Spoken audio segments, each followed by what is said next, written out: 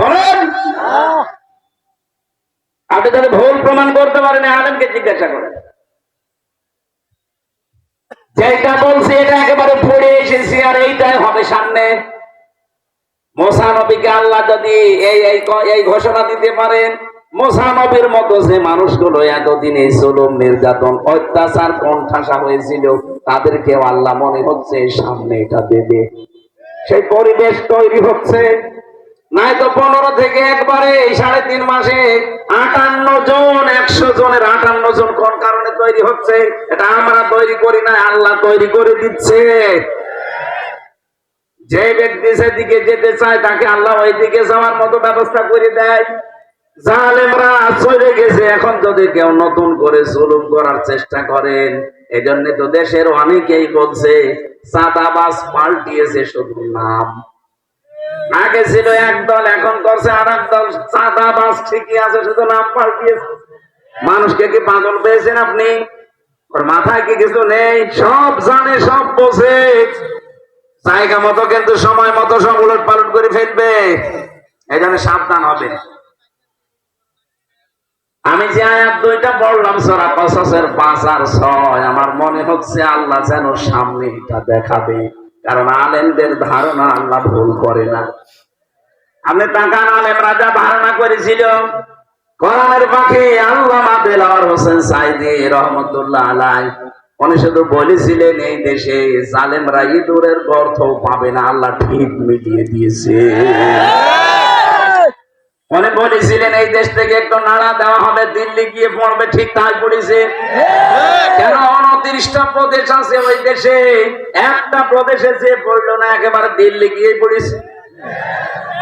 কথা একেবারে খাপের খাপ, মমতাজের বাপ মিলে যাচ্ছে। মানে আর একটা স্বপ্নের কথা বলেছিলেন, এই দেশে জালেমদের নাকের ডগায় কালেমার পতাকা পথ পথ করে উড়বে। আল্লাহ মনে হচ্ছে ওই স্বপ্ন সামনে বাস্তবে রূপ দিতে যাচ্ছে। আল্লাহ যেন এটা দেখে মরার তৌফিক আমাদের দেন, বলেন আমিন। আমি মুসা নবীর কথা বলছিলাম এই কারণে, ওই জামানায় সবচাইতে ভয়ঙ্কর জাতি ছিল মুসা নবীর বিরুদ্ধে যারা, এমনকি তার সাথে যারা ছিল তারাও ভয়ঙ্কর ছিল। এমন এমন প্রশ্ন করত নবীকে যে আমরা আল্লাহকে দেখতে চাই। হযরত মুসা 12 জন নকিব নিয়ে গেলেন, 12 জন এলাকার 12 জন মন্ত্রী মনে করেন তোর পাহাড়ে নিয়ে আল্লাহকে বলে রব্বুল আলামিন আমি দেখতে চাই। আল্লাহ সাফ জবাব দিলেন লান তারানি, আমাকে দেখা সম্ভব না।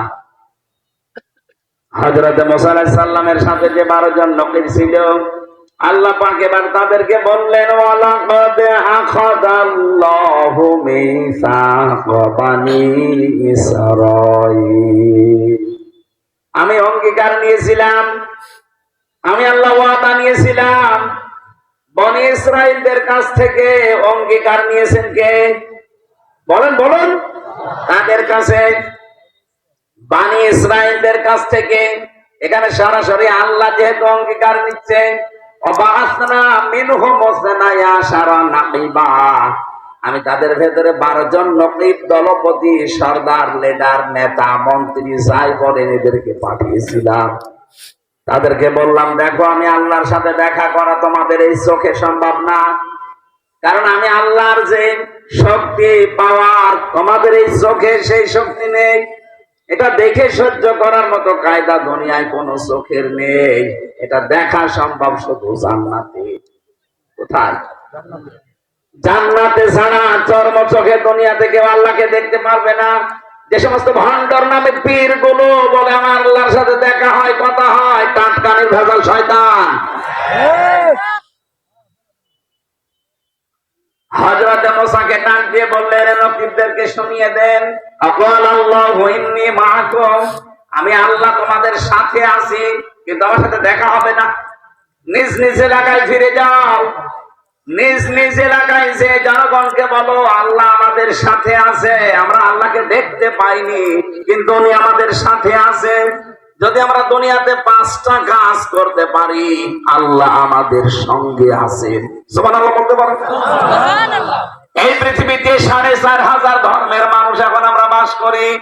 যে যেই ধর্মে আছি আছি প্রত্যেকেই তার ধর্মের যার ইবাদত করা হয় আমরা চাই তিনি যেন আমাদের সাথে থাকে, আমরা যেন চাই আল্লাহ আমাদের সাথে থাক, আমাদের আল্লাহর রহমত আমাদের সাথে থাক। কথা বলেন না কেন? হিন্দুদেরকে জিজ্ঞাসা করেন, তারাও তাদের দেবতাকে সঙ্গে থাক, এটা চাই। নবীজির জামানায় একজন মুশরিক এসেছিল, সাথে একটা মূর্তি, ডাক দিয়ে বললেন মূর্তি কেন? বলো হুজুর আমার মূর্তি নাই, আমি এর ইবাদত করি, সব সময় এর সঙ্গে রাখে, না জানি কখন কোন বিপদে পড়ি, এদের কোন সময় এর হাত ছাড়া হয় না, একে আমি কাছে রাখি সব সময়, কিন্তু পোশাক পায়খানায় তো এর নিয়ে যাওয়া যায় না। এটা নের সম্মানার্থে আমি রাস্তার পাশে রেখে কাজ করতে গেলাম, কাজ করে এসে দেখি ওর মাথা থেকে পা পর্যন্ত পুরা ভেজা। মনে করলাম খোদার গা ভেজা, মনে হয় কোনো বরকতের পানি হবে। জহব্বা দিয়ে চাটলাম, দেখি দুর্গন্ধ। চিন্তা করলাম খোদার গা ভেজা, রহমতের পানি বরকতের পানিতে গন্ধ হবে কেন? পাশে তাকিয়ে দেখে একটা কুকুর দাঁড়িয়ে আছে, নিচ দিয়ে পানি টপকাচ্ছে। এবার বুঝলাম এটা কোন বরকতের পানি। মেজাজ গেল খারাপ হয়ে, নিজেকেই কুত্তার পোশাক থেকে বাঁচাতে পারো না, আমি বিপদে পড়লে কিভাবে বাঁচাবে? দিলাম এক আছাড়, ওর নাক ভেঙে গেছে। নবীজি বলেন আমার কাছে কেন আসলে? লোকটা বলে ইয়া রাসূলুল্লাহ, এখানে আমাদের শিক্ষা আছে। এই মানুষের টাকা। লোকটা বলেন ইয়া রাসূলুল্লাহ, এদের কল্প কাহিনী, এদের মিথ্যাচার, এদের অনাচার, এদের যত কিছু সব আমার কাছে ধরা পড়েছে, যে এগুলো সব ভুয়া।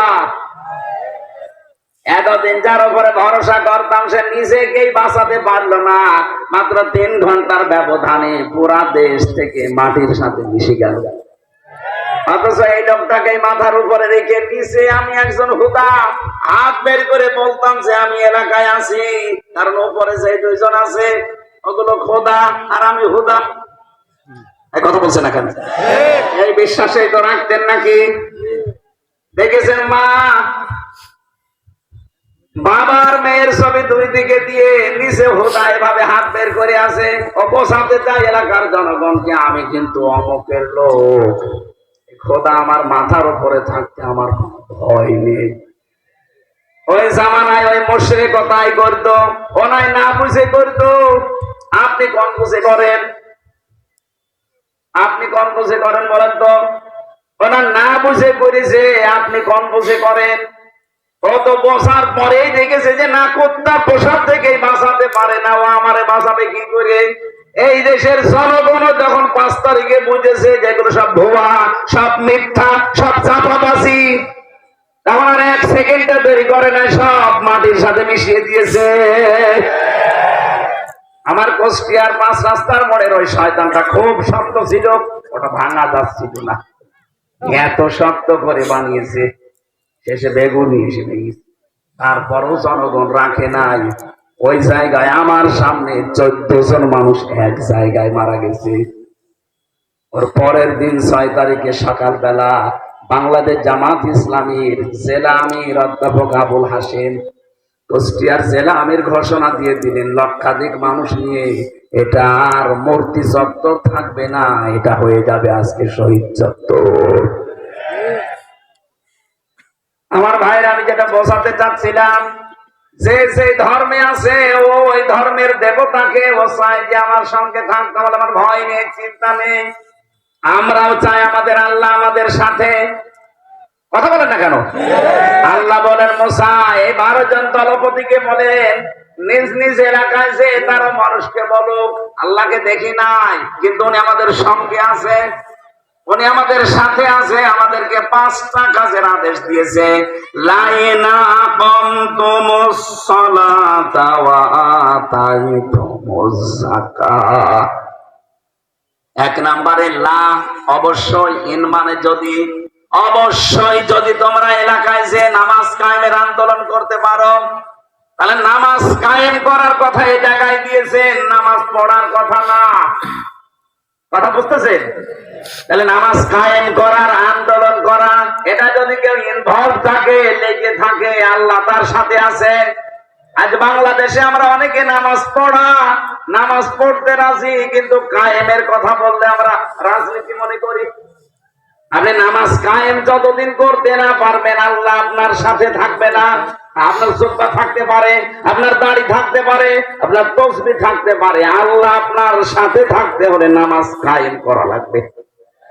আর নামাজ কায়েম করতে হলে রাষ্ট্রীয় শক্তি লাগে। আল্লাযীনা ইম্মাক্কান্নাহুম ফিল আরদি আকামুস সালাহ, আল্লাহ সূরা হাজের 41 নম্বর আয়াতে দিয়েছেন, আমি যাদের রাষ্ট্রীয় ক্ষমতা দেব, এরা যদি মুমিন বান্দা হয়, সিয়ার পাওয়ার পরে তারা নামাজ কায়েম করবে। তাহলে এটা হামজার কাজ না, এটা প্রিন্সিপালের কাজ না, এটা কাজ হচ্ছে রাষ্ট্রের। ওখানে এমন এমন মানুষ পাঠাতে হবে যে মানুষগুলো সংসদে প্রবেশ করার সময় বুকে কোরআন নিয়ে ঢুকবে। অধ্যাপক জসিম সাহেবের মতো 300 এমপি এই দেশে হবে যদি 151 জন এরকম মানুষ বুকে কোরআন নিয়ে ওখানে যেতে পারে। সর্বপ্রথম যেদিন সংসদ কায়েম হবে ওই দিনই বিল আনবে যে আমরা নামাজ রাষ্ট্রীয়ভাবে চাই। এটা যদি কেউ রাজনীতি মনে করেন, আপনার খবর আছে, আপনাকে মিলিয়ে দেওয়া লাগবে যে কোন জায়গায় রাজনীতি। আল্লাহ তো এখানে ফাসাল্লি দেয়নি যে নামাজ পড়ো না, আকিমতুস সালাত, নামাজ কায়েম করো। আর একটা পাগলেও বসে যে নামাজ কায়েম একা একা হয় না, এটা ব্যক্তি, পরিবার, সমাজ এবং রাষ্ট্রে লাগে।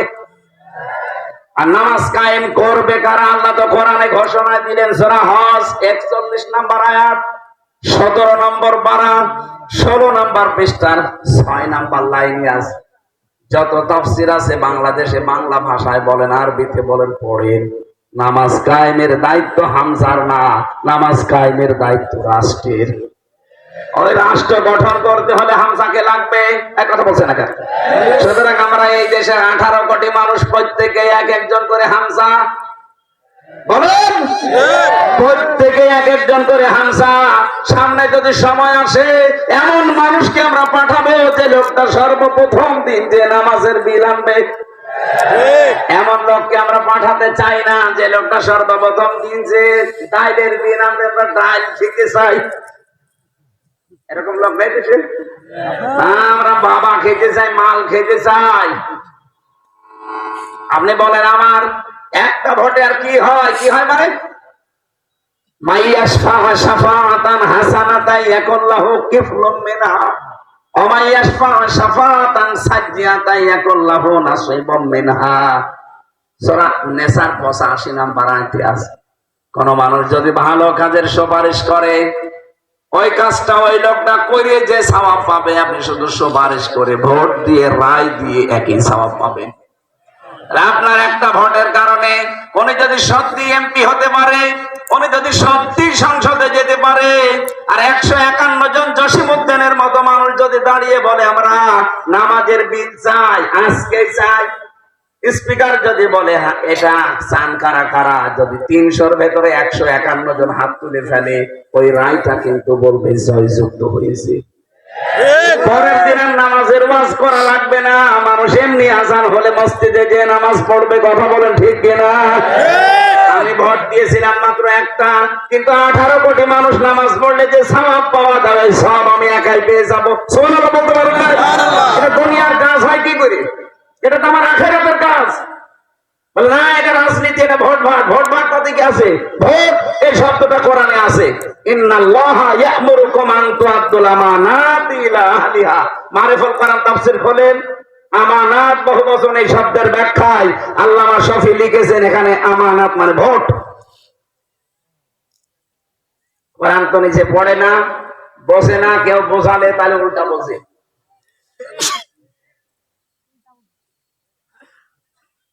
তাহলে আল্লাহকে সঙ্গে রাখতে হলে আপনাকে নামাজ কায়েমের আন্দোলন করা লাগবে। যারা করে তাদের সাথে থাকবেন, যদি না থাকতে পারেন বিরোধিতা করবেন না। তাহলে আল্লাহ আপনার সাথে নেই, আর আল্লাহ সঙ্গে না থাকলে সঙ্গে থাকবে কে? যিকিরির রহমান নুকাইয়িদ লাহু শাইতানান ফাহুয়া লাহু কারিন। সূরা যুখরুফ 25 নম্বর পারা 11 নম্বর পৃষ্ঠার প্রথম নম্বর লাইনে 36 নম্বর আয়াত। আল্লাহ বলেন, যারা আমি আল্লাহর বিধান থেকে, জিকির থেকে মুখ ফিরিয়ে নেয়, ওর পেছনে একজন শয়তান আমি নিযুক্ত করে দেই। এজন্য আল্লাহকে আমার সঙ্গে রাখতে চাই না? চাই না? আরো জোরে বলেন। 2 নাম্বারটা বলি এবার, যাকাত, যাকাত দেওয়া লাগবে। অথচ জাকাত ভিত্তিক অর্থনীতি কি আমরা অনেকে জানি না। এখানে আমার মনে হয় শুধু কয়েকজন বাদ দিলে এই হাজার হাজার মানুষের 100 জনের 2 জনও জাকাতের নিয়ম বলতে পারবে না। ইসলামী অর্থনীতি যেটা ইবাদত অনেকে আমরা জানি না, অথচ নামাজ পড়ি, রোজা রাখি, হজ করে আসি। ইসলামী অর্থনীতির ভেতরে যে নিয়ম নীতি গুলো আছে এটা যে জানা মানা ইবাদত আমরা মনেও করছি না। ইসলামী অর্থনীতিতে মুশারাকা আছে, মুদারাবা আছে, মুরাবাহা আছে, বায়ে সালাম আছে, বায়ে ইস্তিসনা আছে, বায়ে মুআজ্জাল আছে, বায়ে ওয়াহিদা আছে, 28টা নিয়ম আছে। আপনি জিজ্ঞাসা করেন তো কোন মানুষটা এগুলো জানে মেনে চলে? অথচ নবী নিজের জীবনে মুরাহাবা মুদারাবা তিনি নিজে পালন করে দেখিয়েছে। মুদারাবার সিস্টেম হচ্ছে আমি শ্রম দেব, আর টাকা দেবে। নবীজি নিজের জীবনে শ্রম দিয়েছেন আর খাদিজাতুল কুবরা অর্থ দিয়েছেন। এক কথা বলছেন না কেন? এইটাই তো ইসলামী ব্যাংক মেনে চলে। আর রাষ্ট্রীয় ভাবে ইসলাম কায়েম হওয়ার আগ পর্যন্ত এই দেশে কোন ব্যাংক 100% সুদ থেকে মুক্ত হওয়া সম্ভব না, এটা আমি জানি। কিন্তু সোনালী, রূপালী, চৈতালি এদের থেকে তো ভালো। কথা বলছেন না কেন?